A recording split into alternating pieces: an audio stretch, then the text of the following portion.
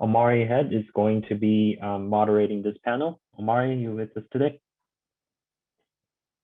Good afternoon, all. Perfect. All right, it's all yours now. Omari. Hey, good afternoon, everybody. So we're going to have a really good panel today, some great talent here. And again, thank you so much for the audience. Thank you so much for the platform, Flyer, and giving us this opportunity. So before I jump into introductions, I really want to take a moment here and set the table as we talk about the hotel business, as we talk about the lodging industry, and specifically kind of where we're coming from. So year in 2019, approximately the hotel occupancy was about 66% cross country. Lodging was responsible for 1 in 25 jobs, was also responsible for 660 billion contribution to United States GDP. Fun fact, in May of 2019, there were almost a million, it's about 991,000 job openings in hospitality. That was year in 2019. And then in 2020, we had a public health crisis, unlike anything we had ever seen. April 2020, not so fun fact, is the worst month ever for hotel performance, 24.5% occupancy. We ended 2020 with the worst occupancy ever recorded for hotels year end at 44%. And the overall impact was estimated to be approximately 9 times worse than September 11th, also worse than great financial crisis. So just really want to set that table in terms of giving you all history as far as where we've been over kind of the last trailing 24 as an industry, T12, everybody kind of knows where we're sitting, and we're talking about forward looking now. So with that, I'm going to jump into introductions of my esteemed panelists. I'm going to start out with my old buddy Justin here. So if you could tell us your name, your location, and your company, and then for fun, what was the first concert you went to? All right.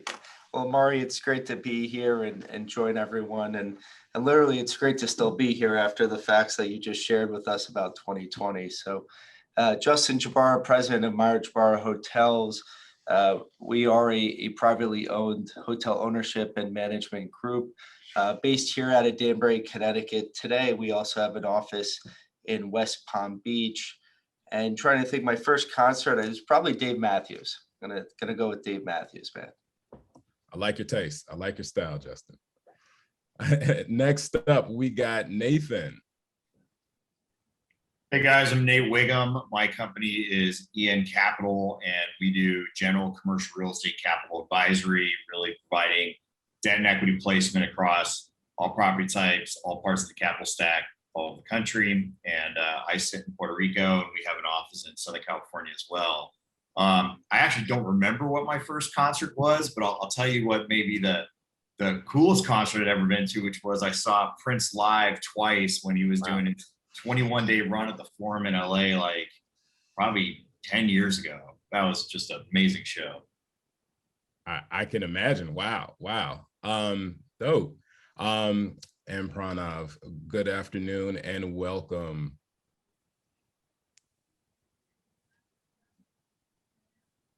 Looks like we got you on mute. There you go. Pranav Bhakta, managing partner of Bhakta Capital and Revelo Hospitality. We have managed several hotel real estate funds. My first concert, I think I was 8 years old, and I went and saw Genesis, if everyone remembers Phil Collins. My brother took me, and then my most memorable was my first Grateful Dead show. I'm a Deadhead, so I was 12 or 13 when I saw Jerry Garcia in Vegas. So that's me. Cool. So we're going to stay with you real quick here as we're going to kind of get into some thoughts, and I want to pick you all's brain, and then I'll be monitoring for questions as always. So feel free to drop it into the Q&A. Any comments, try to keep that into the chat section. But if you have specific questions, if you could drop that in the Q&A for us, and we'll try to monitor and get those addressed as we go along. So great to know that you're a Deadhead. That's pretty cool, and that you went to Las Vegas. Went to school there for a little bit. Love that city. Talk to me about what type of segments and demand that you see recovering faster? You know, we're hearing talks about leisure kind of being the wave. What are you seeing, and what does that look like in terms of specificity to a market? Yeah, so good, really good question. So I'm a big data-driven hotel investment shop, and so when COVID hit, right, there was a few hypotheses or theses I made. One, there was going to be no distress, and why? Because the government was going to step in, owners were going to fight tooth and nail to protect equity, and lenders don't want to be hotel owners or operators, right? There was going to be no RTC 2.0, if you want to call it that. So what I do know is that our industry is resilient, right? This is my third downturn. And I knew that there was going to be a recovery. So while there was all this capital, dry powder waiting for distress, I said, let me proactively look for recovery, right? And when you study the last three down cycles, whether it was financially induced, or whether it was tech bust bubble, or whether it was a health pandemic, what are the segments and markets that recover fastest, right? So about 12, 13 months ago, I said, look, first demand that's going to come back is non-discretionary demand. And non-discretionary demand is going to fill extended stay room product, right? Frontline workers, traveling nurses, et cetera, right? And construction workers that are building big infrastructure projects, because those activities remained a green light during COVID. Second was drive to rubber leisure markets, right? Sorry for my Zora. No, drive to rubber leisure markets. And that's exactly what happened, right? Look at Miami, look at Scottsdale, look at Phoenix. These are the markets where drive to rubber demand went back. And then third, I looked at was, where's the most sustainable demand going to come back? And that's demand from transportation, infrastructure, and logistics, right? And that demand is going to go to markets that are interstate markets, tertiary and secondary markets, which again are the least reliant on international travel, group travel, business. It's interstate transient demand, right? So think of markets like Albuquerque, think of markets like Barstow, think of markets like Blythe, California, middle points between two large MSAs. We knew that there was a lot of in and out migration across states. Where do people, are gonna stay? Where do truck drivers gonna stay? Those are the markets where we looked at leveraging big data to find out what markets are going to recover. So that was my take. Obviously, as we get into a evolutionary cycle of recovery, primary markets are going to start seeing some light. Group demand is going to start coming back, corporate demand, et cetera, et cetera. But that's what I've seen come back fastest, right? Tertiary, secondary, interstate markets. Perfect. And Nathan, as somebody who's out there, scouring the capital markets, what are you seeing in terms of lenders getting comfortable with geographies that they expect to recover quicker? How is that looking right now in the lending landscape? What's kind of your lens on that? Yeah, I mean, I think I would echo a lot of what Pranav said with regards to those types of markets. We're seeing leisure come back pretty quickly. I'd say much faster than kind of general business travel. There's probably a whole longer conversation to be had about those, two different utilizations of lodging. But, I think what we're seeing is definitely a renewed appetite in the capital markets for bridge financing or acquisition financing for those types of limited service type products and drive to leisure markets, either, very close to major MSAs or just outside of it. I think even some smaller drive to markets, I think there's a lot of appetite for. So think of, a Holiday Inn in a, destination town like a Moab, Utah, something like that, where you can just really clearly see the demand there that's occurring right now as a result of everything going on. So we're definitely seeing appetite there. We are seeing some, I'd say, focused and specific appetite for term debt from the CMBS market, which is really interesting. In fact, we actually had a CMBS lender we have a good relationship with reach out to us a few months ago and say, hey, we'd really like to actually see some more hospitality exposure on our balance sheet. So go find us some deals. So we're seeing that. What we're really not seeing is any appetite for any kind of general construction financing around hospitality. I think to get attention on that front, it would just have to be such a no-brainer type of deal, even given the current environment, for someone to really market or an asset where there's just a clear void in the market for that very, very specific use and location. Outside of that, I wouldn't expect to see any construction financing chasing hospitality for some time to come. Makes sense. Justin, you all have a very diverse portfolio.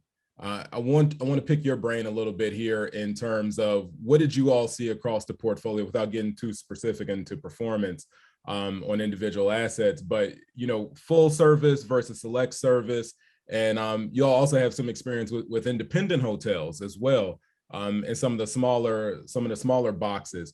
What did you see how those fared through the public health crisis, and how are they exiting through the recovery into recovery? Great question. So extended stay consistently through the whole pandemic outperformed all the other asset types. Taking that outside the equation, what we saw across our portfolio is it was really two different recoveries. So go to Maryland and go south, and there was one recovery that was happening, and then go north, and it was another. And the urban centers clearly are recovering at a different pace, but our assets in the southern states are actually outpacing 19, many of them. One of which is a big full service hotel. It has more group on the back half of 21 than we did in all of 19. So that's one part of the equation. And then go to a market like Boston, and you just shake your head and say, what's going on here? And Boston was one of the last states to lift a lot of the mandates and the some of the COVID restrictions there. So, but clearly extended stay has performed well. The leisure markets have held up quite well. They were closed for a little bit. We just, through the pandemic, we were able to pick up a handful of assets, one of them being a very high-end boutique asset, and it's just doing gangbusters. Great. So what we've heard so far is, people like, and we're feeling confident more so about these drive-to markets. I'm sure a lot of you all or may not have seen the stories about Hawaii reopening in the past. What was it, like 120 days? I mean, imagine being a Hawaii hotelier during this whole thing. So people, we're liking drive-to markets. We're liking places where there's leisure, because what the verbiage that everybody's talking about now is called revenge travel. People have been cooped up for so long, they're busting out. Justin just talked about seeing, something with stronger performance than 19, and we're getting that in some unique markets. So I opened this up kind of talking about how many jobs were open in 19, and then we lost a significant amount of jobs in 20. In 2020, we got revenge travel, we have recovery, but there's another dynamic that's going on right now. So Pranav, if you could talk to us a little bit about what you're seeing when it really comes to the labor market, and how are we navigating that in the hospitality business? Yeah, no, revenge travel, that's a good one, right? There's pent-up demand, cabin fever, whatever you want to call it. But we are innately social beings, and we want to explore and discover, right? And that's just a natural human condition. Regarding labor, structurally, and I think some of my other panelists can speak about this. The labor shortage crisis is very real. I've heard the big boys, i.e. the larger management companies, giving up signing bonuses. And then I've heard from my entrepreneurial type hotel owner operators that they had to go back and, do the front desk and even clean rooms because they couldn't find the labor. So it's a structural, it's a cost issue. Labor is only getting more expensive, but the labor pool is not, coming up or showing up, I should say. I wish we can, resolve this. I mean, we need to get back to work, and we are seeing increase in demand, but sometimes we don't even have the ability to service that demand because we don't have the labor, right? So if truly the hospitality industry is going to truly recover and get back to normal, it's a two-way street, right? We need heads in beds, but we need those beds to also be, recycled and cleaned, right? And so top down, there needs to be sort of structural changes that happens, and we need to bring back people in a more meaningful way, and sort of educate them that their work really is, drives profitability, and they're a real integral part of the hospitality industry, right? Without them, we'd fail. On a side tangent, I was just driving through Utah, and I stopped by this, fast food thing, and I would go through the drive-thru, and there was this board up saying we're closed, can't find labor, right? Like, so, it's affecting other service, hospitality industries, whether it's, fast food or quick service or the like, right? So yeah, no, it's a very real problem. There's a cost burden, but there's a shortage of supply. Absolutely. So Justin, and this war for talent that's going on right now, and you all have been very vocal about kind of your values when it comes to your team members. What's kind of your Sun Tzu strategy in this war for talent? How are you all trying to set yourself apart to attract the right individuals, and not just attract them, but let's be honest, it's also a little bit of a challenge to retain. So what does that look? What did that look like through the pandemic? What does that look like for recovery as well? So we spent a lot of time focusing on this because exactly what was said prior. If you don't have clean beds, you're out of business. So you gotta have staff. One of the things that we've always been a industry leading employer within the hospitality industry, but what we've realized is you need to be a world-class employer these days. So we no longer compete against just the other hotels in our markets. We're competing against Amazon. We're competing against financial services.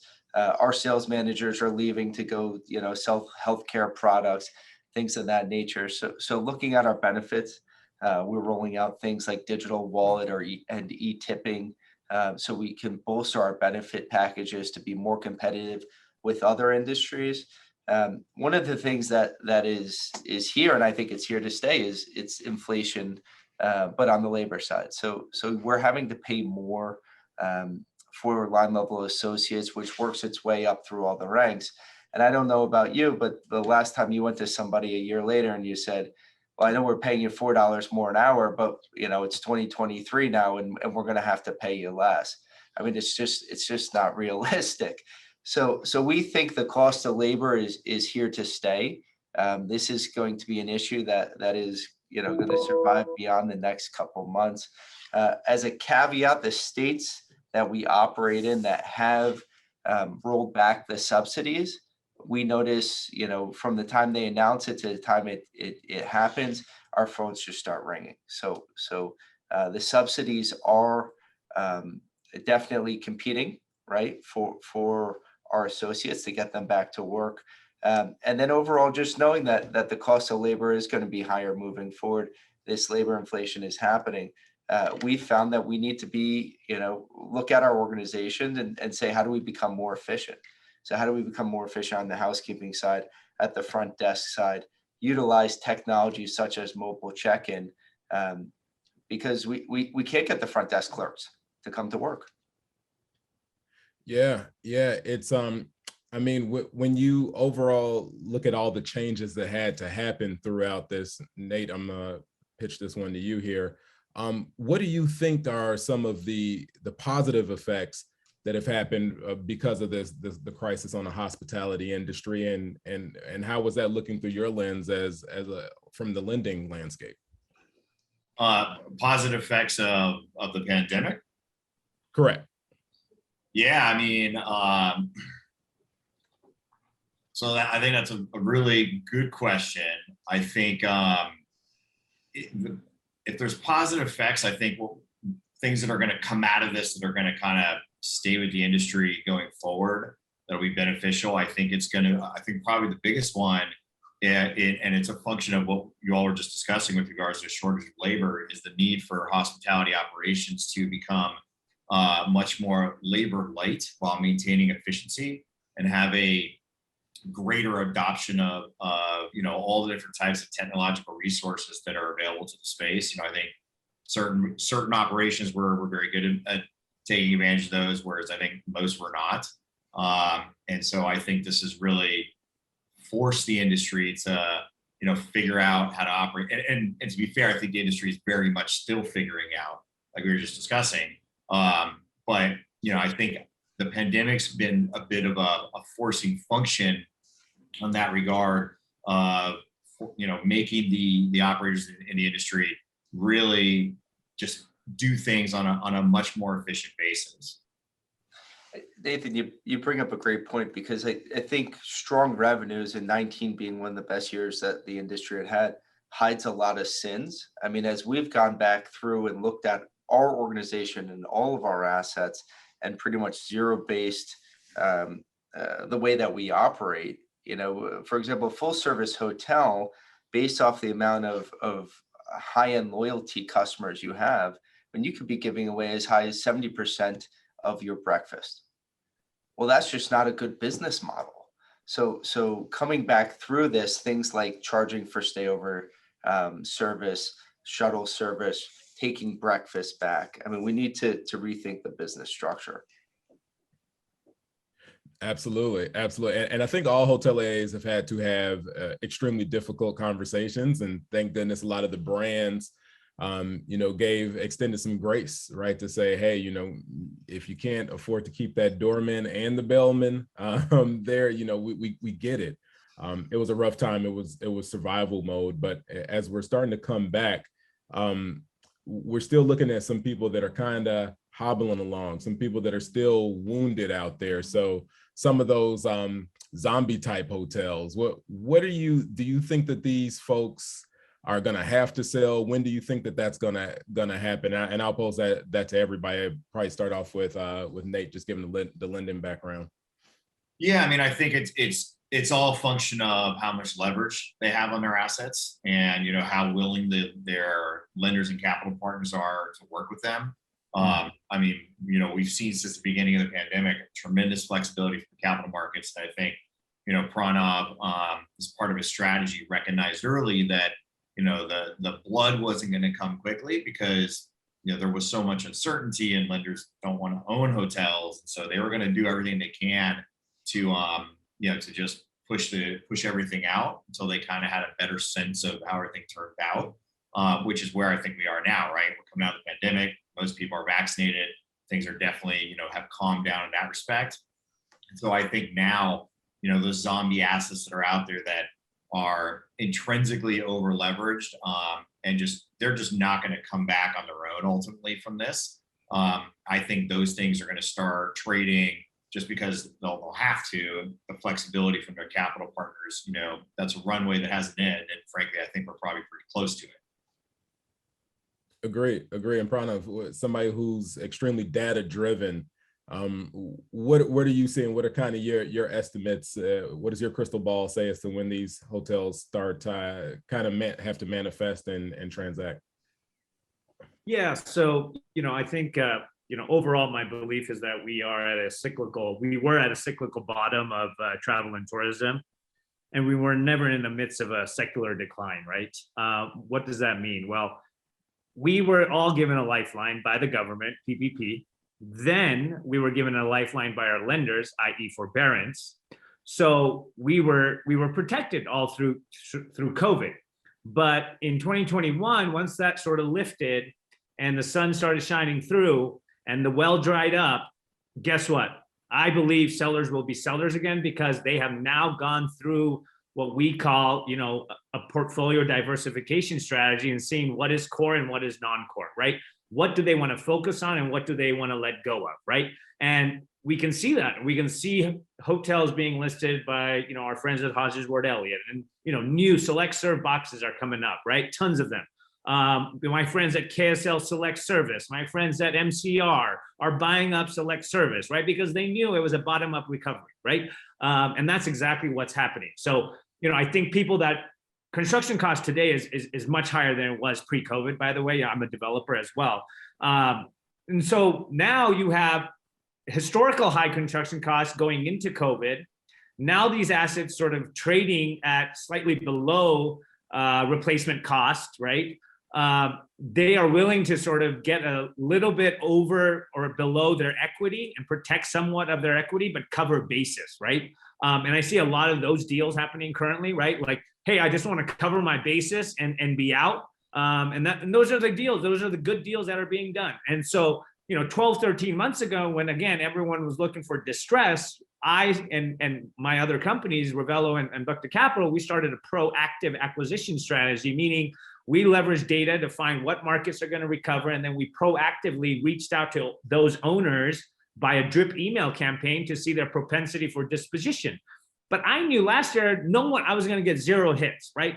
No one's going to call me and say, hey, Pranav, I'm going to sell my hotel for 60 cents to the dollar. I knew that wasn't going to happen, but I wanted to get ahead of it, right? So that when they did make a decision to sell, they knew that Pranav was already reaching out, right? Proactively. So we've seen a pretty good pipeline of off-market deals that sort of are recovering. And so that's sort of where we're at today. I think moving forward to summer, right? I think a lot of owners are going to say, hey, let me collect summer revenues, right? Peak timing. And let me exit after that, right? Or jingle mail, give up the keys, depending on the situation. So I think there's going to be, a lot more transactions toward the latter part of this year of some assets that, again, the sun has shined, the well has dried up. You got to make decisions, right? And that's about that. That's transacting, right? A willing and able seller and a willing and able buyer, right? And I think that those decisions are going to be made later this year, and we're going to see a lot more inventory hit the market. You're absolutely spot on. I saw that a lot as well from the investment sales side. Folks that wanted to sell at really aggressive cap rates or room revenue multiples in 19 and 18 that just thought it was going to keep going forever. It was a gravy train on biscuit wheels. And then when they called me again, it was like, here is my debt balance. I will sell at this, whatever I have to sell at, so that I don't have to stroke a check at close, or it's not that big of a check. And the tone just completely changed, because what happened was, like we talked about PPP, EIDL, forbearance, there's a lot of Band-Aids on bullet wounds. And we're figuring out, who's swimming naked once that tide came in into the recovery. So Justin, as you're starting to look at this and you've seen some things that have changed strategically, how's that changed your underwriting? Because you having an acquisitions and development background on that side of your firm as well, how has that changed kind of your underwriting? Because now we finally have that first April and May, I think, were really interesting for this year, because we were all seeking, the data junkies out there were like, okay, we have a full year of COVID financials, right? So we have a T12, we can chart the path to recovery. We can look at all these other estimates, but it's very asset specific and market specific. So what does that look like for you as far as, the type of underwriting that you all are doing in terms of putting together your pro formas, and B, the type of assets that you all choose to engage upon? A lot of times we've seen some of the more third party companies move into a little bit more of the economy assets during this time and taking some of those on. So what have you all seen at your company? Yeah, well, one of the things that we've noticed is there's a lot of capital chasing very few deals, and interest rates are low. So to the extent that we're a seller, we can get the right number, we're a seller.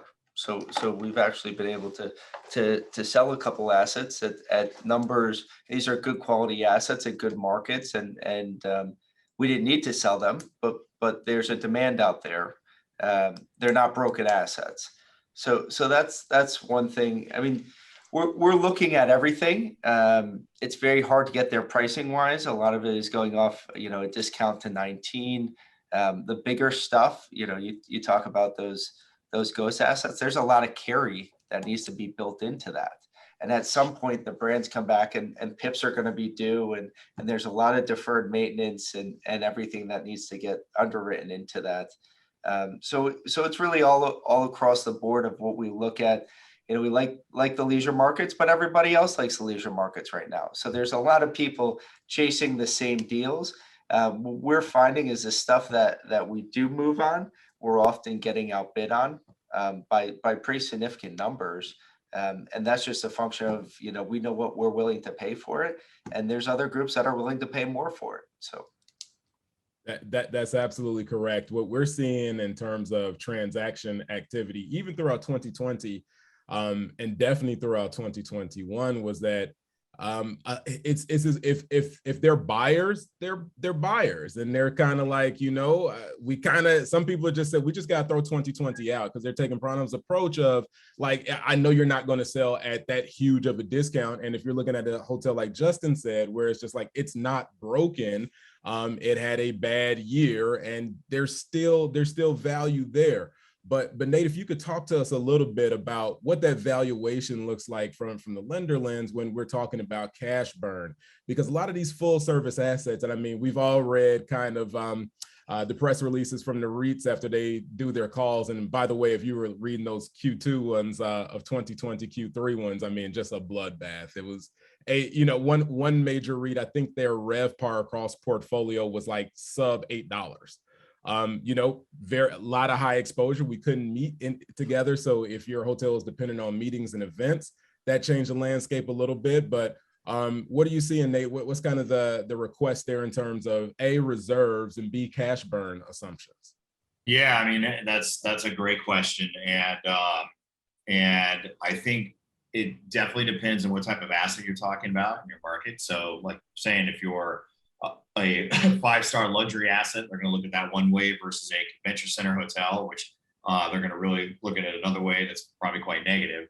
And then if you're a limited service asset in these type of drive-to markets, they're going to obviously look at that more favorably. But that being said, what we've been seeing is that most lenders, most of the debt activity that is out there today for hospitality is really on the bridge debt side. So construction, don't even ask, they're just going to hang up the phone on you. Term debt, some appetite, but very limited in very specific markets. And that's going to be underwritten to, what we've been seeing is that generally lenders are saying, okay, we're going to underwrite a ramp up of where we are today with regards to recovery with an assumption that we're going to hit 2019 levels probably in like 2023, something like that. And so we're going to underwrite our pro forma based on that, that linear type of recovery. But we're going to hold a lot of reserves relative to that for each year to make sure that you can manage your operations effectively. And I think, and that's primarily on the bridge debt side, but even on the term debt, again, for the limited amount that's out there, they're generally looking at that the same way. And that 2023 recovery target seems to be the year that everyone's kind of, as pinned as their mark as far as crunching their numbers. That is a fact. And it's funny. So we got a good question here too.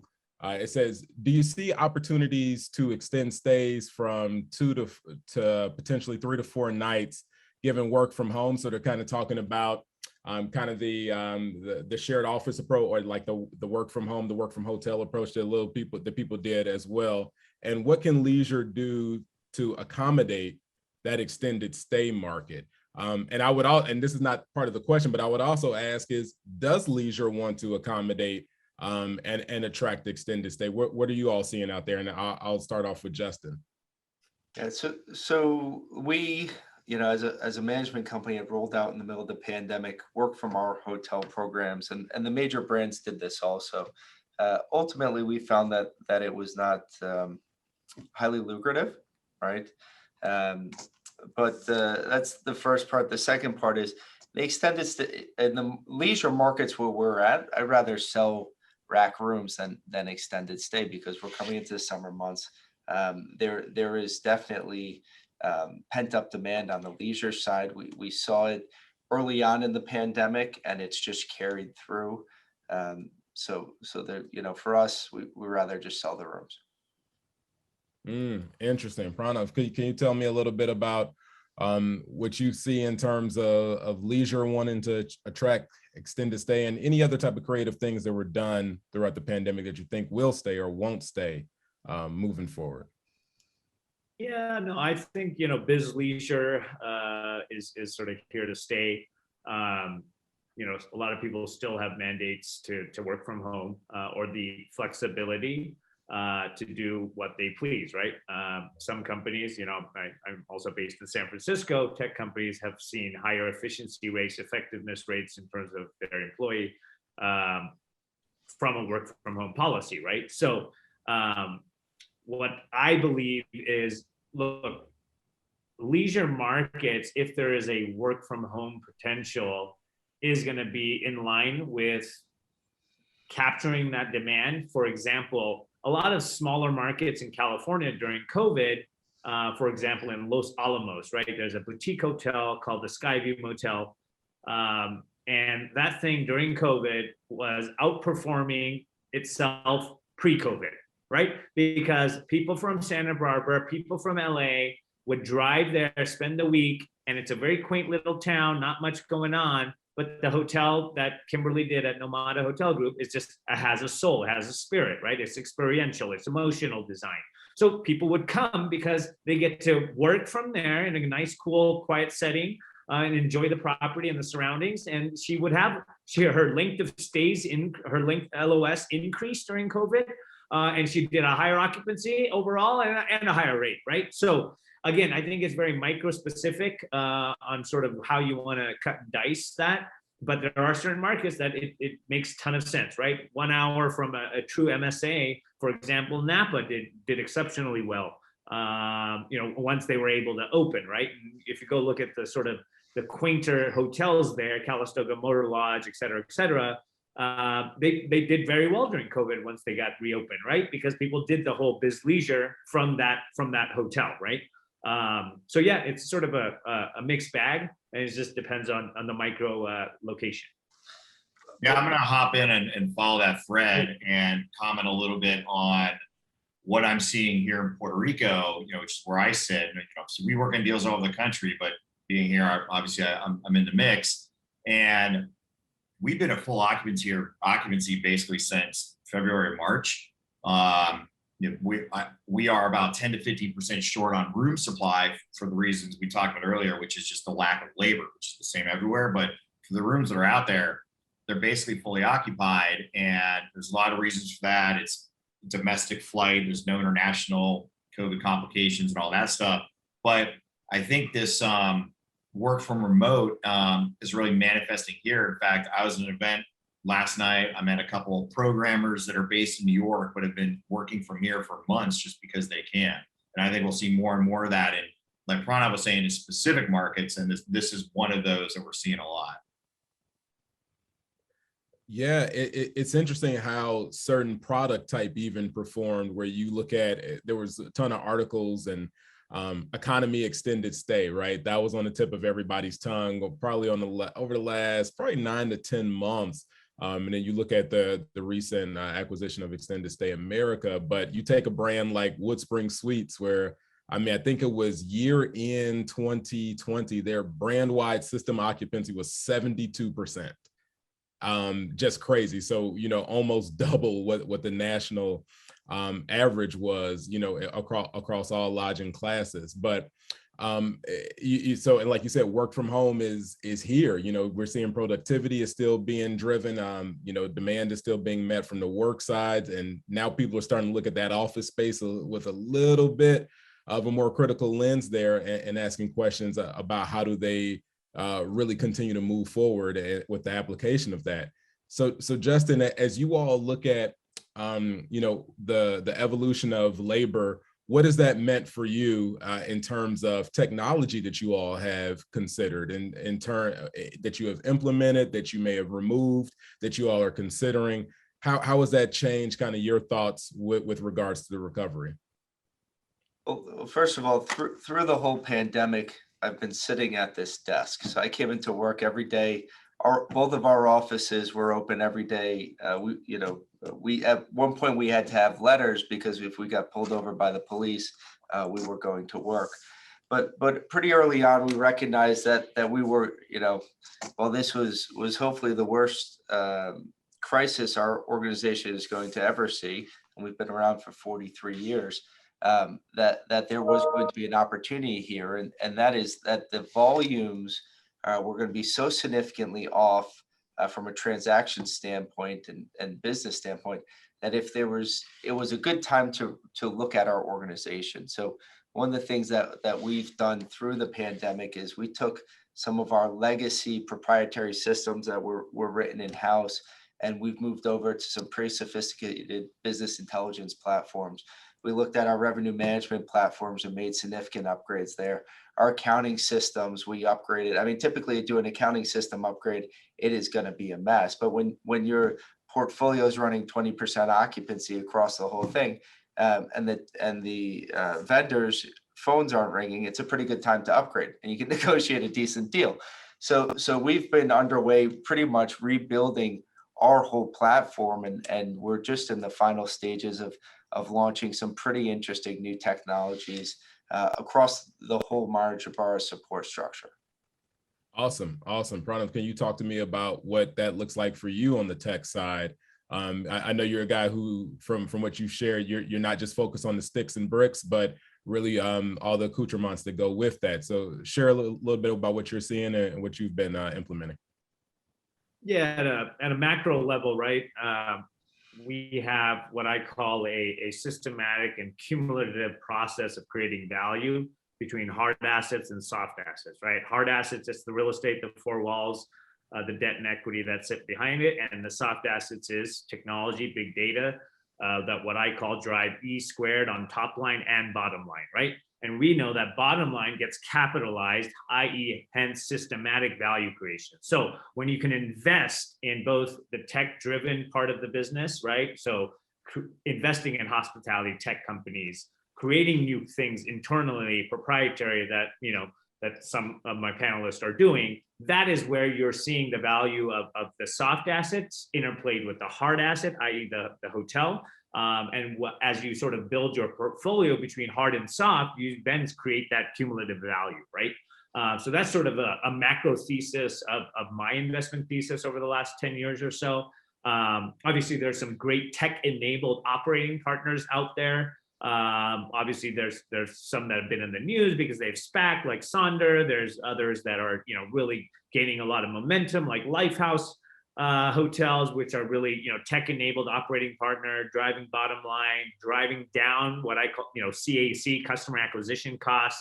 So how do you get the right eyeball at the right time into your bed, right? So the right eyeball at the right time and heads in beds, right? So there's a process. So digital marketing, right? And digital marketing, social media automation marketing. This is the future of how we need to be able to distribute rooms and find our sort of next guests, right?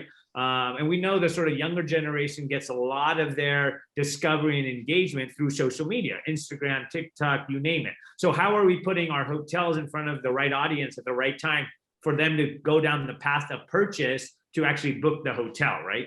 And that's something, we've been looking deeper into.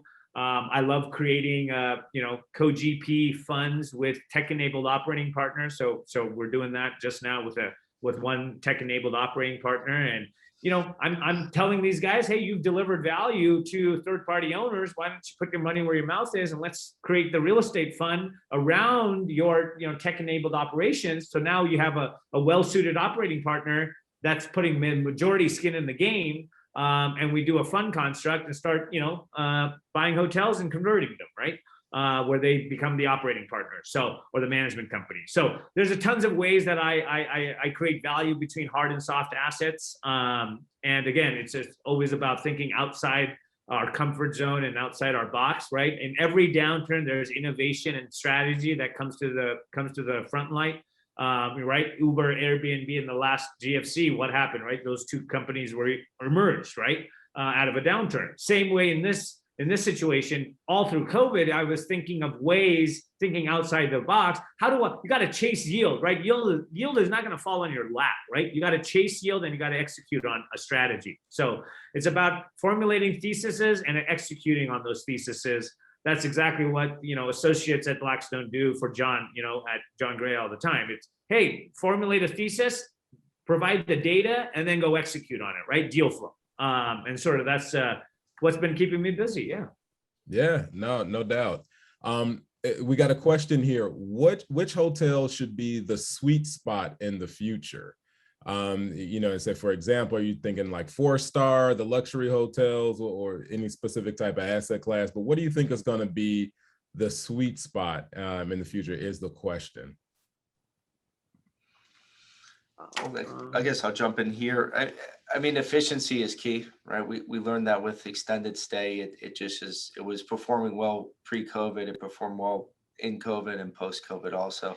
I think one of the hallmark factors of that is the fact that you can operate them very efficiently. So there'll always be a place for large full service boxes and group houses and things of that nature.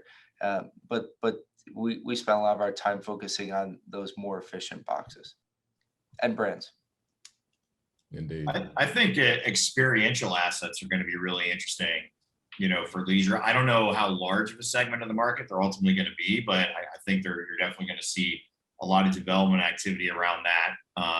Probably, like I said, it's tough to capitalize development today. There's probably a runway around that. I'd guess that's probably about 12 months. Outside of that, I think new assets entering the market are going to be much more experientially focused. So like ecotourism, things in very unique locations, things that is not just a bed for someone to stay in, but there's a whole bunch of other things that kind of come along with that. You're right. You know, with and Pranav talked about it earlier about leisure travel. And even if you look at the brands that have been announced, a lot of them have been, you know, more lifestyle focused. And then there are kind of like the faux lifestyles where they think they're trying to attract millennials by painting everything orange and hope that people just show up and book. The next question that we got was, what is the best way to get in investment in the hospitality industry? And is this the best time to get into the industry? So the first part is you could always reach out to me as a hotel investment sales specialist, but we'll start off with Pranav to get your thought on here in terms of, is this the best time and what do you recommend is kind of the best way? Yeah, I wanted to touch on the previous question just a bit, right? Sure. It's really about creating a diversified portfolio within hospitality, right? So don't put your eggs into one basket, right? Have a select service yield play, so you're distributing a cash on cash perspective. Have something that you can bank on capital appreciation, i.e. a reversionary value situation, i.e. primary markets, more upper upscale assets. It's really about creating that holistic portfolio for someone, you know, and that's sort of what I've done, right? It's hey, let's invest a little bit in extended stay. Let's invest a little bit in the upper mid-scale segment. Let's invest a little bit in, even though it's a small amount of a larger piece, in a more primary market sort of deal construct, right? And it's again having that diversification. Whether to get into the hotel industry or not, well, you know, it's a tough business. I'm not going to lie. It's, you know, as everyone knows, it's real estate plus an operating business, right? And this operating business has a lot of complexities, right? There's a whole distribution channel that you got to understand, obviously accounting, you know, human capital, human labor, human resources. I mean, licenses, all sorts of things.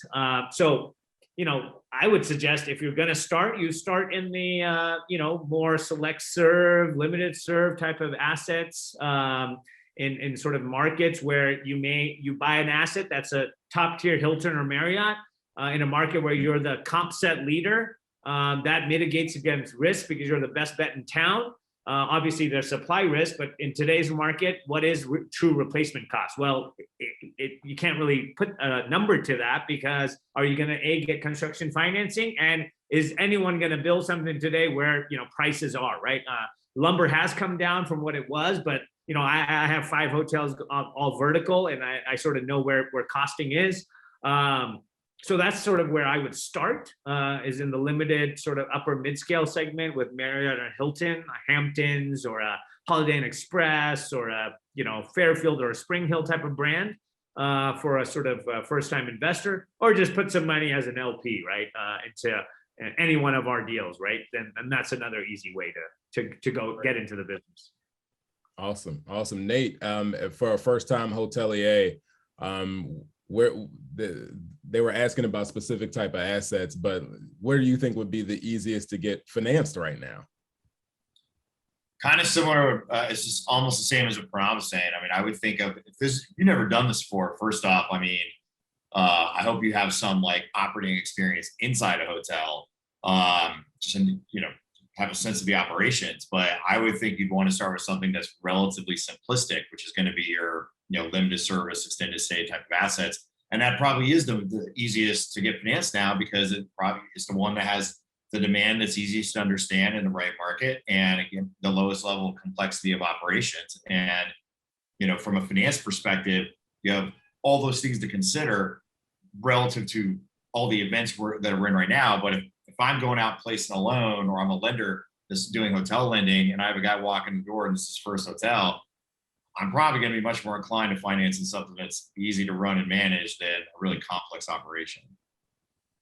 Absolutely. Unless they have Justin as their third-party operator, right? Which ultimately will instill some security. What would you recommend to, I'm sure you come across a lot of partners who are first-time hoteliers and you're holding their hand through their process. What do you tell them? Because they're ultimately entrusting a significant investment to you in an operating business that's sitting on real estate, which makes our business so unique, right? I'm sure we've all on this panel spoken to folks who are real estate professionals, but when it comes to hotels, they just realize really quickly that it's a very different animal. So Justin, what does that look like for you when you're having those conversations and trying to help people work through asset identification?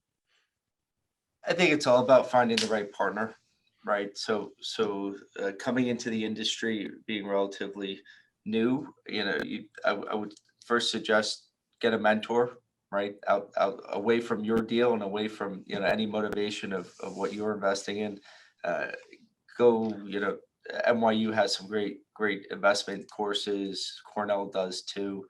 Get educated, but then ultimately, as you go out into the field and maybe it is your first deal, find a partner, whether it's a management company or an advisory firm that you can trust and that has your best motivations in mind.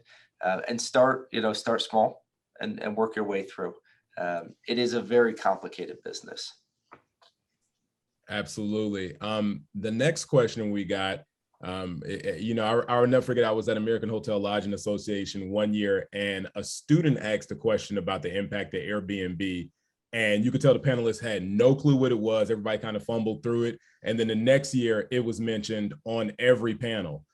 Because that's just how quickly things change. So this question is actually about the thoughts on Airbnb as a disruptor, and not just say Airbnb specifically, but just short-term rentals overall. That market. What have you seen? What are your thoughts on that disruption? And then B, what are your thoughts on hotels listing their rooms on those sites as well? Is what the question asks. So two parts there. You go ahead. Yeah, sure. I mean, Airbnb, it's what we're seeing is in our portfolio, maybe a portion of the portfolio truly competes against a Airbnb asset. At a certain point, your business customer is going to want his points. He's going to want that defined experience at a full service hotel. But definitely in some of our locations, it is a concern. The local municipalities seem to be slowly catching up to it, but there's some significant issues that play with Airbnb. Taxes, we all pay hospitality taxes, life safety, right? We have to hold we're held to a certain level of life safety that many of them aren't.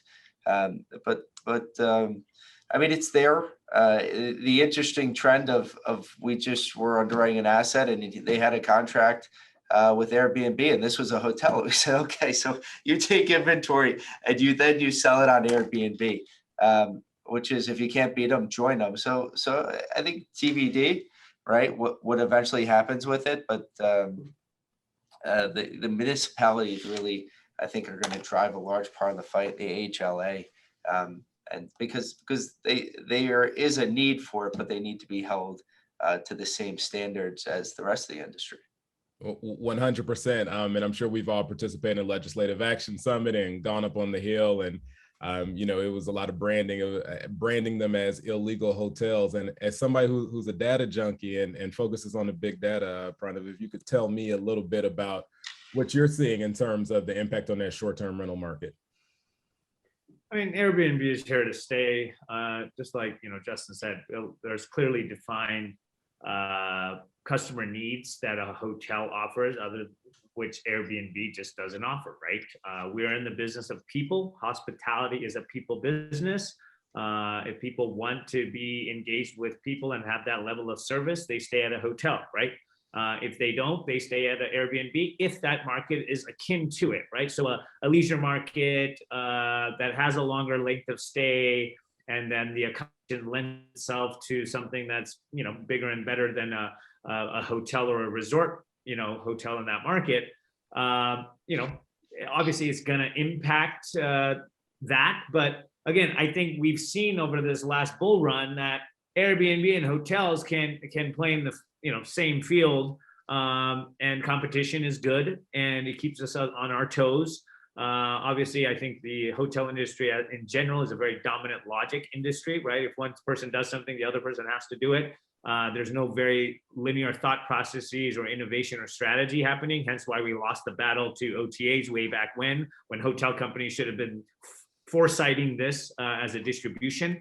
But that's a conversation for another day. So, you know, Airbnb is here to stay. You know, I think, you know, things like Sonder or Casa as operators are affecting the hotel industry a little bit more in urban core markets because they have, you know, they've done a hybrid approach, right? Inefficient multifamily that they can convert to transient demand, right? So bigger boxes, convert that boxes to a transient demand, source of demand generation. So they're playing with, you know, design plus distribution, right? To find that type of guest to stay in it. And so those guys are affecting, I think, urban core locations a little bit more because now these guys have a sort of a tech-enabled service level proposition, right? Where everything is done through the app, you can chat, but all the brands have that too now, right? So, you know, I think it's going to spur innovation. It's going to keep the hotel industry on our toes. There's a lot of demand out there. It's just who captures it first. So, no, thank you for that. As we are now